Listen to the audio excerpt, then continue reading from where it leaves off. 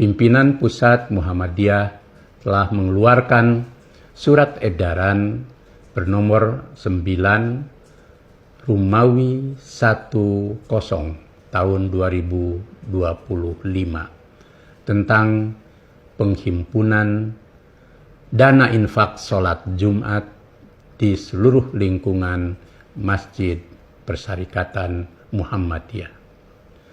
Karena itu, pimpinan pusat Muhammadiyah menginstruksikan kepada seluruh jajaran tingkatan pimpinan persyarikatan, wilayah, daerah, cabang, dan ranting, termasuk cabang istimewa dan ranting di seluruh tanah air maupun mancanegara. Yang kedua, seluruh amal usaha Muhammadiyah. Yang ketiga, takmir masjid di lingkungan Persyarikatan Muhammadiyah untuk menghimpun dan menyalurkan dana infak sholat Jumat pada tanggal 12, 19, dan 26 Desember 2025 yang pelaksanaannya dikoordinasikan melalui Lazis dan Lembaga Resiliensi Bencana di semua tingkatan sehingga dapat terlaksana dengan terpadu dan terkoordinasi yang baik. Dan bersamaan dan setelah itu dilakukan pelaporan penghimpunan dan penyaluran dana tersebut dengan sebaik-baiknya kepada pimpinan persyarikatan di atasnya.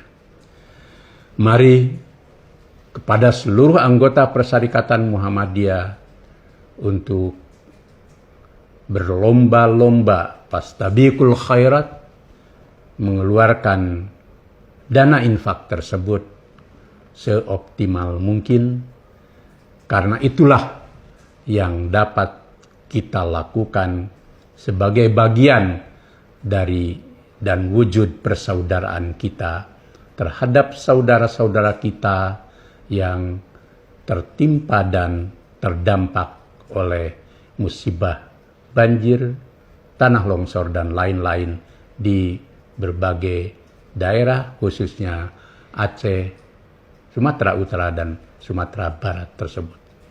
Insya Allah dengan semangat berinfak, Allah akan menurunkan rahmatnya.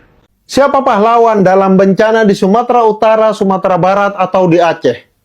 Kenapa kalian mau menyebut nama seseorang? Saya tahu kok kalian pasti menyebut nama seseorang kan? Tapi bagi saya jawabannya tidak ada. Kenapa? Karena dalam peristiwa sebesar ini semua adalah korban. Duka yang menimpa saudara-saudara kita di 3 provinsi itu bukan hanya duka mereka. Itu duka kita semua, duka kita bersama, duka Indonesia. Makanya setiap kali ada yang bergerak membantu, baik menyumbang materi, terjun langsung ke lapangan, atau bahkan sekedar mengirim doa, bagi saya itu bukan tindakan heroik yang perlu dielu-elukan. Itu adalah tindakan yang memang sudah sewajarnya kita lakukan sebagai sesama anak bangsa yang sedang menghadapi musibah bersama. Bagi saya, solidaritas itu bukan keistimewaan, itu kewajiban moral. Karena itu pula saya tidak pernah setuju dengan fenomena membandingkan besaran bantuan di media sosial, apalagi jika tujuannya untuk menyudutkan pihak tertentu termasuk pemerintah. Seolah-olah nilai nominal itu menjadi ukuran kepedulian. Seakan-akan yang membantu sedikit dianggap tidak peduli, atau karena dia menyumbang banyak kemudian pemerintah dinilai tidak bergerak. Itu keliru dan justru merusak semangat kebersamaan saat kita sedang dalam situasi paling rapuh. Padahal kalau kita mau jujur, faktanya sejak detik pertama bencana itu terjadi, perangkat negaralah yang pertama kali bergerak.